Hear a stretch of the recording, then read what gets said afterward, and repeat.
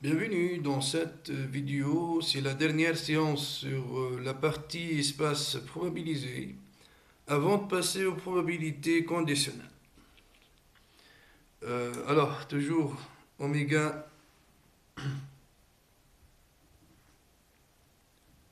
pour une expérience aléatoire, oméga AP, un espace probabilisé.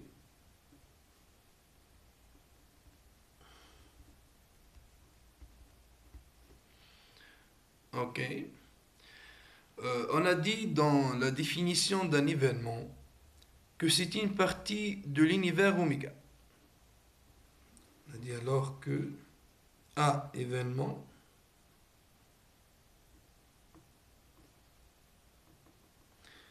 implique que A inclut dans oméga, ou c'est-à-dire inclut ou appartient plutôt à l'ensemble de parties d'oméga. Ok. Mais, et on a vu aussi ça, c'est que la réciproque n'est pas toujours vraie, c'est-à-dire un élément d'oméga n'est pas forcément un événement. Et on a donné un exemple sur ça dans la première vidéo, si vous vous rappelez bien. Lorsque c'est le cas, c'est-à-dire si tout résultat élémentaire de oméga est un événement, donc si on a bien oméga i résultat élémentaire implique que ce oméga i événement, donc c'est-à-dire si tout résultat élémentaire est un événement, dans le sens, en quel que soit oméga i appartient à oméga, ainsi l'attribut des événements est tout l'ensemble P d'oméga dans ce cas-là, c'est-à-dire que l'attribut A est égal à l'ensemble de parties de oméga, donc évidemment parce que tout événement il est composé par une réunion au plus d'innombrables des événements élémentaires et on tombe bien sur l'attribut discret. Ok. Le voilà, c'est bien. Et il faut dire que c'est le cas général. Donc il faut bien comprendre ça, c'est que c'est le cas général pour la plupart des expériences aléatoires à univers discrète. Univers discrète, c'est-à-dire au plus d'innombrables. Et on parle ici de ce qu'on appelle, donc nous voilà ici, mais un nom bien précis, c'est ce qu'on appelle espace probabilisable discret. Donc ça, c'est le sujet de la partie 1,4,8. Espace probabilisable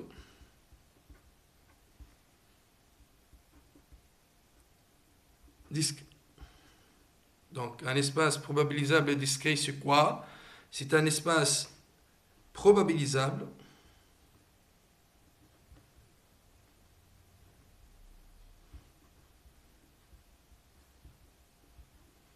vous vous rappelez bien sûr, qu'est-ce que ça veut dire espace probabilisable? C'est un couple de univers avec l'attribut associé pour cette expérience. Mais la particularité pour les espaces probabilisables discrets, comme on a dit ici, c'est que on travaille toujours dans le cadre de oméga au plus du nombrable. Et l'attribut A, c'est tout l'ensemble des parties de oméga. C'est bon? Ok. Maintenant, la particularité pour ces espaces probabilisables, c'est quoi? Donc on a cité ici une remarque autour de ça. Qu'est-ce qu'il dit? Il dit que pour une probabilité P sur un espace probabilisable discret, on peut bien remarquer que je peux bien définir la probabilité de n'importe quel événement en fonction de la somme des probabilités des événements élémentaires. C'est-à-dire quoi? Donc ici, il faut citer ce remarque-là qui est très important, donc 1, 4, 8. Si vous prenez P, une probabilité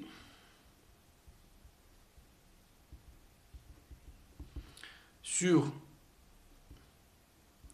l'espace probabilisable discret oméga P de oméga, bon, évidemment, l'oméga, ça va être composé par de petits oméga, le petit oméga sont des événements élémentaires. Ok, bon, excusez-moi ici l'espace. D'accord, donc si vous prenez alors A appartient à P d'oméga, c'est-à-dire dans l'attribut discrète, alors j'aurai quoi ici? A c'est égal à la réunion de ces éléments, c'est-à-dire d'oméga appartient à de singleton oméga. Et ça c'est évidemment, c'est toujours vrai que tout ensemble les réunions de ces éléments, évidemment. Et cette réunion, elle est au plus du nombrable, car oméga est au plus du nombrable. Ok? Et ils sont aussi 2 à 2 du joint, hein, bien sûr, pourquoi? Parce que ce sont des singletons, et les singletons sont 2 à 2 distincts. Et c'est bon, donc le voilà. Qu'est-ce que ça nous donne? Ça nous donne bien que la probabilité de cette réunion, finalement, de oméga appartient à de singleton oméga. Pour une probabilité, on sait bien que la probabilité de n'importe quelle réunion au plus du nombrable des éléments 2 à 2 disjoints, ça c'est égal à quoi? Ça c'est la somme pour oméga appartient à de P de oméga. Donc le voilà. Ça c'est la deuxième propriété pour la probabilité. On sait bien qu'une probabilité c'est quoi? Il vérifie bien que la probabilité de l'univers est égale à 1 et la probabilité de toute réunion dénombrable est égale, 2 à 2 des joints est égale à 100. Ok, c'est bien. Donc ici, puisque c'est une probabilité, donc on peut dire ça. Vous remarquez bien ici qu'il suffit de savoir les probabilités des événements élémentaires, ok, pour déduire les probabilités des autres événements. Et on va montrer en fait que pour définir une probabilité sur un espace probabilisable discret, il suffit de la définir en tout point d'oméga, c'est-à-dire en les événements élémentaires. Et ça, c'est le sujet de proposition 1, 4, 10. Ok? Mais tout d'abord, il faut, parce que cette proposition, dans la démonstration, elle utilise ce lemme-là, donc c'est le lemme 1, 4, 9. Qu'est-ce qu'il dit? Si tu prends donc oméga, un ensemble d'innombrables, et j'ai une application de oméga dans R+, qui vérifie bien le fait que la famille G de oméga, l'ensemble des images si vous voulez, avec oméga varie bien dans grand oméga, n'oubliez pas que grand oméga il est bien d'innombrable, et sommable. Et vous vous rappelez bien ici de la définition de sommabilité dans le chapitre famille sommable. Donc, si on a ça, alors, pour toute partition à n de oméga, on a bien cette somme, je peux le voir comme somme de sommes. Et juste ici, vous vous rappelez bien de partition, qu'est-ce que ça veut dire? C'est-à-dire que lorsque tu dis n est une partition, c'est que ces éléments-là sont 2 à 2 du joint, et leur réunion, ça tombe grand oméga. Alors, travaillons sur ce lemme-là pour arriver à la proposition. Donc, lemme 1, 4, 9. On va essayer de faire la démonstration de ce lemme-là. On va utiliser en fait ici un théorème qui est fondamental, qu'on a vu dans dans le chapitre de famille sommable, c'est le théorème de sommation par paquet. Donc il faut rappeler ici ce théorème-là. Donc théorème, faisons un petit rappel, hein, de sommation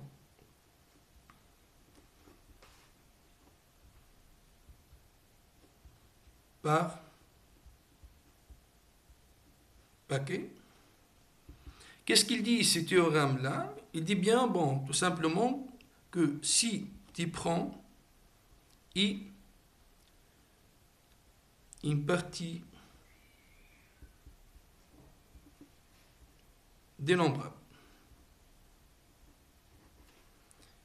IN, N appartient à 1, disons, une partition de I, ça va, et I dans I, une famille de R+, donc c'est-à-dire c'est une famille de réels positifs, ça va.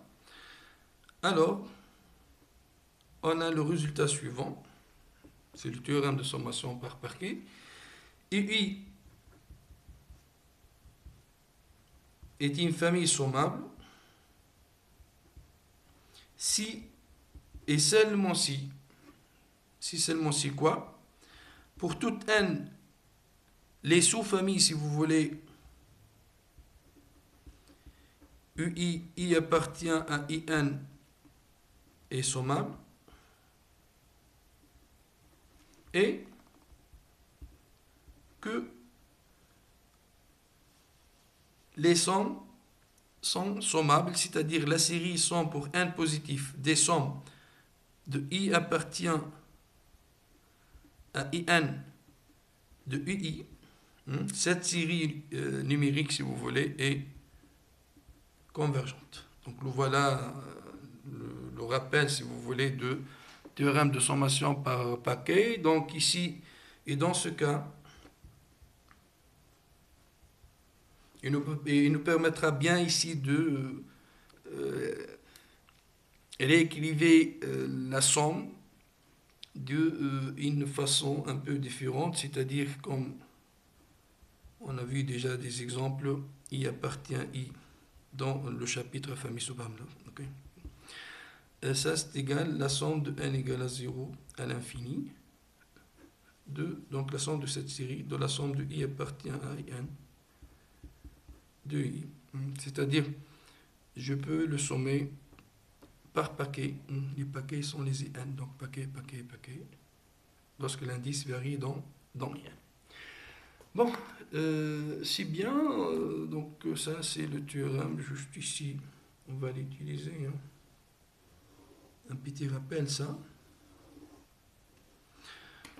Ok, donc pour la démonstration, qu'est-ce qu'on a? On a dit que oméga est dénombrable. Ok. Et qu'est-ce qu'on a? On a le G d'oméga, donc les énoncés ici, l'énoncé de l'M. Le G d'oméga pour oméga varie dans oméga est sommable. Ok. Quoi aussi? Le AN, N dans N, c'est une partition d'oméga. Et vous savez évidemment qu'est-ce que ça veut dire partition. Comme j'ai dit, ça c'est la réunion est égale à oméga, ils sont 2 à 2 disjoints. Donc j'utilise maintenant le théorème de sommation par paquet. Qu'est-ce qu'il nous donne? Il nous donne bien que pour toute n appartient à n, si vous voulez, l'ensemble, voilà, la famille plutôt, G de oméga, oméga appartient à n. Bon, ici, le AN, il joue le rôle de IN dans le théorème, si vous voulez. Et vous avez bien ici le lemme, il prend comme hypothèse le fait que G de oméga, en tant que famille, elle est sommable. Donc ici, on a deux sens. Donc on va utiliser, si vous voulez, le premier sens dans le lemme. Okay. Donc G d'oméga et oméga appartient à n est sommable. D'accord? Et la série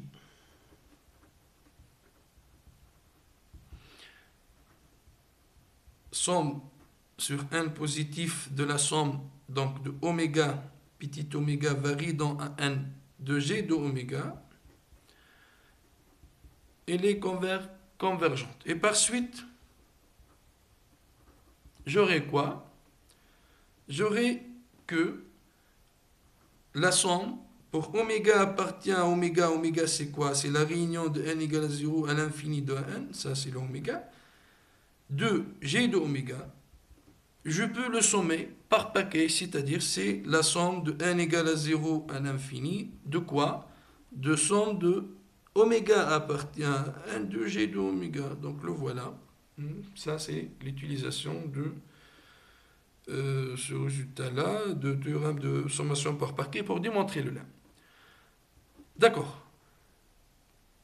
Comme j'ai dit, ce lemme-là, il est utile pour démontrer la proposition. Donc, c'est notre proposition 1, 4, 10. Donc, passons à cette proposition. Donc, ici, qu'est-ce qu'il dit cette proposition? Si tu prends oméga un ensemble d'innombrables, j'ai, dans le premier point, si j'ai une application d'oméga dans R+, sommable de somme 1, et pour A appartient à l'ensemble de parties d'oméga, si je pose P de A est égal à ça. Donc la sommation de G d'oméga. Cette application que j'ai définie, à partir de l'application PTG, est une probabilité sur l'espace probabilisable discret oméga, P de oméga. Donc voilà, on va parler maintenant, comme j'ai dit, de la proposition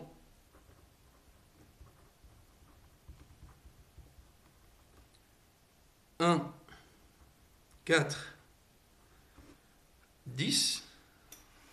OK. Donc, on va travailler avec le premier point, le I. Donc, comme j'ai dit, on a bien ces données-là. On va démontrer que c'est une probabilité. Pour montrer que c'est une probabilité, vous vous rappelez bien ici que la probabilité, c'est quoi? C'est une application de l'attribut, si vous voulez, à valeur. L'attribut ici, c'est l'ensemble de parties d'oméga, c'est bien. À valeur dans 0, 1, vérifions quoi? P d'oméga est égal à 1. D'accord? Et si tu prends une suite des éléments 2 à 2 incompatibles, la probabilité de la réunion, c'est la somme. Donc voilà. Hein. OK? Bon, maintenant, pour montrer que P c'est une probabilité, on va commencer par le premier point. C'est la probabilité de oméga. Et P de oméga, c'est égal à quoi? Donc ça, c'est la somme. Pour oméga appartient à oméga de G de oméga. Mais, donc juste on a remplacé. Hein? Donc P d'oméga, c'est la somme. Oméga appartient à grand oméga de G d'oméga. Et ça, c'est égal à cette somme. Et cette somme, ça vaut 1. C'est bien, donc voilà le premier point. D'accord. Maintenant, le deuxième point pour la probabilité, si je prends quoi? Soit AN, une suite de l'attribut, notre attribut bien sûr, c'est l'attribut discrète, P de oméga, tel que AN inter AM est égal à l'ensemble vide, quel que soit N, différent de M. C'est-à-dire, ils sont 2 à 2 incompatibles en tant qu'événement. D'accord. Bon, si vous voulez, on va supposer de plus.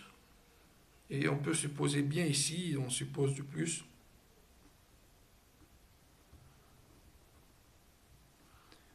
Que les événements sont différents de l'ensemble vide, hein, ok, quel que soit n. Sinon, je veux travailler uniquement avec les événements différents de l'ensemble vide parce que les autres sont évidemment de probabilité égale à 0 et ça n'influe pas, si vous voulez, sur la réunion. Donc voilà, juste je prends les événements non impossibles, si vous voulez. Ok. Pourquoi ça? Parce que vous vous rappelez bien ici que si je prends la notation de partition, la partition, il impose bien sur les éléments de cette partition d'être différents de l'ensemble vide. Lorsque je dis à n, disons, une partition de oméga, donc les n sont tous différents de l'ensemble vide, ils sont 2 et 2 incompatibles, et on a évidemment que la réunion égale à oméga. C'est bon, donc c'est pour cela on va éviter les éléments qui sont égaux à l'ensemble vide. C'est bon, ils ont déjà une mesure nulle, c'est-à-dire une probabilité nulle. Et c'est bon, je dis bien ici, puisque j'ai bien ces choses-là, que quoi? Que la probabilité de la réunion, on va essayer de démontrer ces choses, est égale à probabilité ou la somme de probabilité de n, c'est-à-dire on va essayer de montrer que la probabilité de la réunion de n égale à 0 à l'infini de n, pourquoi ça c'est égal à la somme de n égale à 0 à l'infini de p de n. C'est bon? Ok. Et comme j'ai dit, s'il y a des événements, si vous voulez, impossibles, donc si tu ajoutes de l'autre, ici tu n'ajoutes rien à la réunion, parce que la réunion des ensembles vides, ça reste le même, et tu n'ajoutes rien pour la somme, parce que les probabilités des ensembles vides, ce sont des zéros, donc nous voilà, je peux supposer qu'un différent de l'ensemble vide, quel que soit. Bon, bref, ok, donc ici, je pense que vous êtes d'accord que n appartient à n, est une partition de quoi? De B. C'est quoi le B? C'est la réunion de n égale à 0 à l'infini de n. Et ça, c'est logique, évidemment. Ça, c'est une partition parce que ils sont tous, je supposais, ils sont tous différents de l'ensemble vide. Et aussi, la réunion est égale à B. Et quoi aussi, ils sont 2 à 2 incompatibles, ou sont 2 à 2 disjoints. Et ça, c'est l'hypothèse. D'accord? Ok. Bon, puisqu'on a ça, comment je peux calculer la probabilité de B? La probabilité de B, c'est quoi? C'est la sommation de oméga appartient à B. Et B, c'est quoi? C'est la réunion de n égale à 0 à l'infini de n. D'accord? De quoi? De G de oméga. Mais, on va appliquer évidemment le lemme ici. On a bien un n est une partition de cet ensemble-là, et cette famille-là, G de oméga, par hypothèse, pour oméga varie dans grand oméga, en particulier varie dans B, puisque B est inclus dans oméga, cette famille-là, il est bien sommable. Puisqu'il est sommable, le lemme, qu'est-ce qu'il dit dans son implication? Tu peux sommer par paquet, et autrement dit, donc, le lemme, qu'est-ce qui nous permettra bien évidemment de dire? C'est que cette somme, c'est égal à la somme pour n appartient à n de la somme de oméga appartient à n, donc à n par n, je somme comme ça, de g de oméga. D'accord? Mais la sommation pour oméga appartient à n, donc c'est déjà la définition. La sommation pour oméga appartient à n'importe quel a de g d'oméga, c'est quoi? C'est la probabilité de ça, c'est-à-dire ça c'est égal, la sommation de n égale à 0 à l'infini de, ça c'est p de an. D'accord? Donc finalement, qu'est-ce que j'ai trouvé? C'est-à-dire, le p de b c'est quoi? C'est p de la réunion de n égale à 0 à l'infini de an est égal la somme de n égale à 0 à l'infini de p de n. Et ça c'est pour n'importe quelle suite d'événements 2 à 2 incompatibles de notre tribu P de oméga. Ça, c'est le deuxième point qui montre bien, donc conclusion, P est une probabilité sur, bon, le A ici, c'est P d'oméga, sur notre espace probabilisable oméga P de oméga. Donc voilà, hein, évidemment, on n'a pas dit, mais déjà, c'est facile de vérifier que P arrive dans 0,1. Bon, en tout cas. C'est bien. Il reste maintenant le deuxième point de cette proposition, c'est, si vous voulez, la réciproque. Donc, dans la réciproque, c'est quoi? On va voir que toute probabilité sur oméga P de oméga peut être obtenue de cette façon-là, c'est-à-dire quoi? À partir de la fonction g de oméga est égal à P de oméga, tu peux définir la probabilité, autrement dit, et c'est ça exactement ce que j'ai dit déjà dans le remarque précédente, c'est que dès que tu trouves les probabilités des événements élémentaires des singletons petit oméga, tu as défini la probabilité. C'est suffisant de définir la probabilité, bien sûr, dans le cadre de espace probabilisable discret. Donc, dans le deuxième point, qu'est-ce qu'on va dire? Donc, tout simplement, je prends P, une probabilité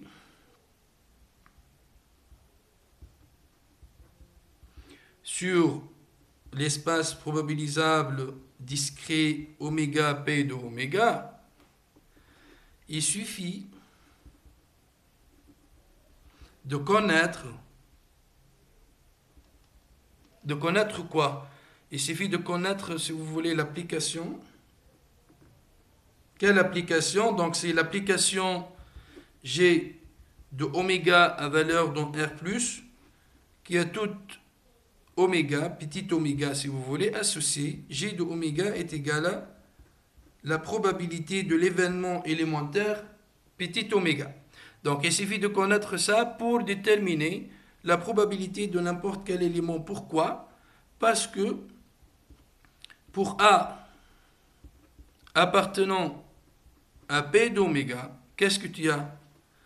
Tu as bien, parce que tu parles ici d'une probabilité, tu as bien que P de A est égal à quoi? C'est la probabilité de la réunion pour petit oméga varie dans A de quoi? Des singletons oméga. Ça va? Ok? Et ça, c'est une réunion qui est comment? Elle est au plus du nombrable des éléments qui sont 2 à 2 incompatibles, bien évidemment, parce que ce sont des singletons. Et une probabilité d'une réunion comme ça, c'est évidemment, c'est une somme de oméga appartient à A de P de singleton oméga. C'est bon? Donc c'est bon, d'où le résultat. Donc c'est la réciproque, si vous voulez, de premier point. Et finalement, qu'est-ce qu'on peut dire?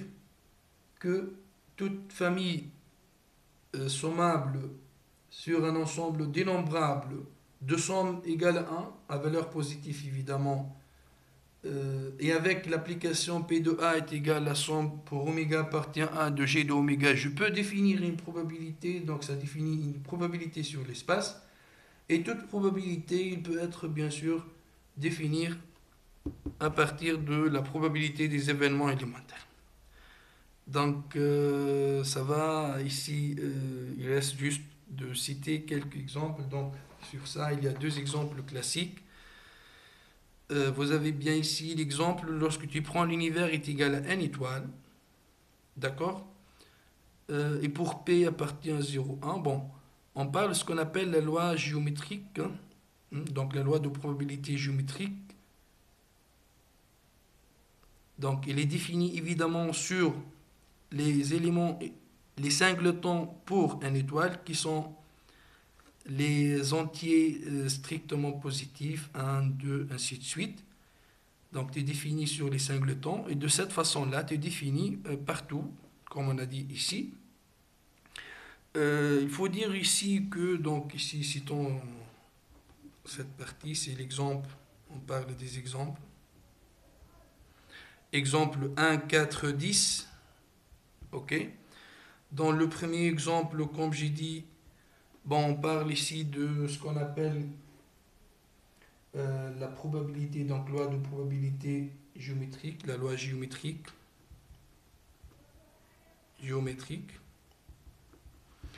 cette loi géométrique, il est défini, donc le oméga c'est n étoile, d'accord? Et la probabilité des événements élémentaires, les petits n pour n, appartient à n étoile, c'est p fois 1 moins p puissance n moins 1. On vérifie bien ça, que la somme de n égale 1 à l'infini, évidemment, de p de n, c'est une somme géométrique simple à vérifier que c'est égal, c'est égal à 1. Bon, il est nommé déjà géométrique par cette forme de sommation géométrique. En tout cas, bon, il faut dire que ce mode, ce type de loi, ce qu'on appelle le géométrique, il s'intéresse de nombre d'essais avant le premier succès, c'est-à-dire dans une répétition plutôt d'une expérience qui a deux résultats, échec ou succès. Ici, ça représente, comme j'ai dit, le nombre d'essais avant le premier succès, parce que vous vous rappelez bien que cette modélisation, c'est comme ce qu'on a vu dans l'expérience on lance une pièce de monnaie, et ça c'est la probabilité de jusqu'à obtenir pile, jusqu'à obtenir pile. Donc ici tu es en train si vous voulez, d'attendre le premier succès, le premier fois où tu obtiens le pile, et ça c'est la probabilité. Et aussi vous avez évidemment deux résultats possibles, échec au succès, pile ou au face. Donc ici, comme j'ai dit, ça s'intéresse au nombre d'essais avant le premier succès dans une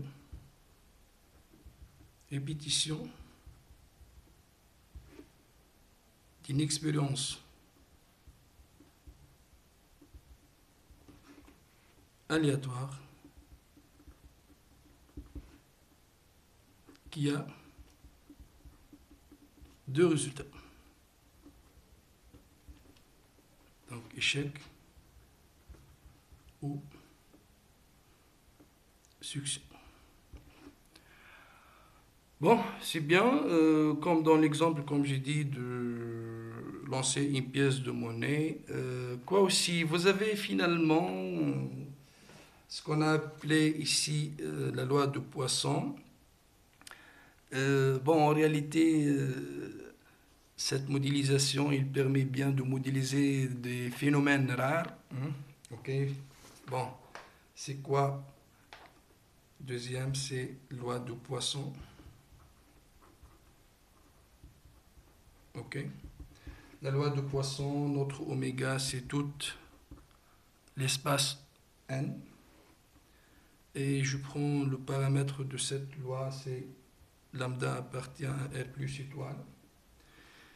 La probabilité, si vous voulez, des événements élémentaires petit n, c'est égal exponentielle moins lambda fois lambda puissance n sur n factoriel, qui sont bien positifs, et c'est une somme d'une série exponentielle. Donc finalement, c'est facile de vérifier que la somme de n égale à 0 à l'infini de p de n, ça c'est n'est autre que exponentielle moins lambda fois la somme de n égale à 0 à l'infini de lambda puissance 1 sur n factoriel.